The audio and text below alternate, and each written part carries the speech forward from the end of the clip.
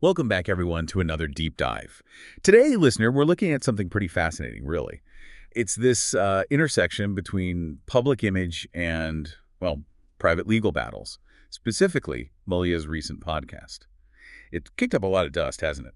Seems like a really calculated move to maybe reshape how people see him, especially with all the legal stuff going on.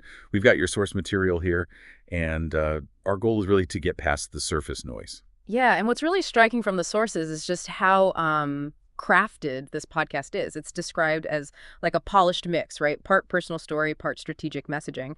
And they use this phrase, calculated exposure. Calculated exposure. What exactly does that imply? Well, it suggests it's not about full transparency, It's more about revealing specific things, maybe to get a certain emotional reaction or nudge the story in a particular direction. And yeah, the sources also mention these luxury flexes. Ah, right. Little hints of the wealthy lifestyle, even now. Exactly. Subtle sometimes, maybe not so subtle other times. It kind of reinforces an image despite everything else. So it's definitely a performance almost, a very deliberate one.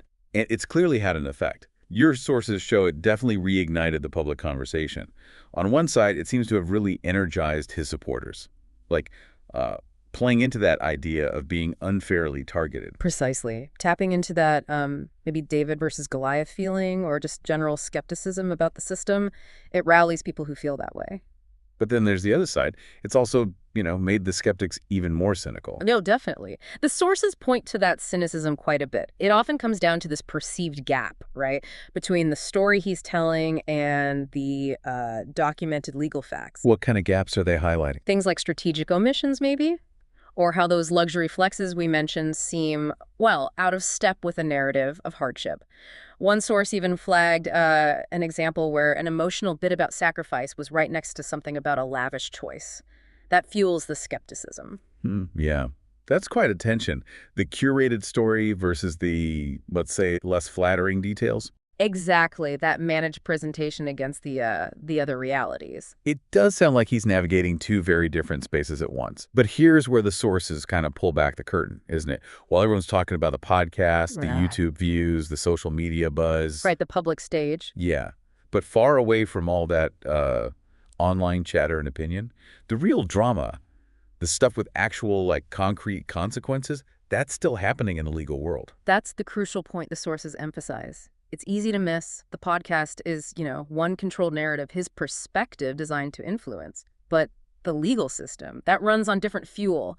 Evidence, laws, judges. Not just public feeling. Not just public feeling, no. The big moves impacting his actual situation. They're happening in courtrooms, through legal documents, international processes. Understanding that split the curated story versus the legal reality is key for you, the listener, to get the whole picture. Absolutely. So when you step back and see this carefully built public narrative against the backdrop of the ongoing legal fight, what does it all mean? It really makes you wonder, doesn't it? How much of what we see as reality for public figures, it's actually, a carefully constructed story. And how often is the truly decisive stuff, the story with real-world impact, happening quietly somewhere else?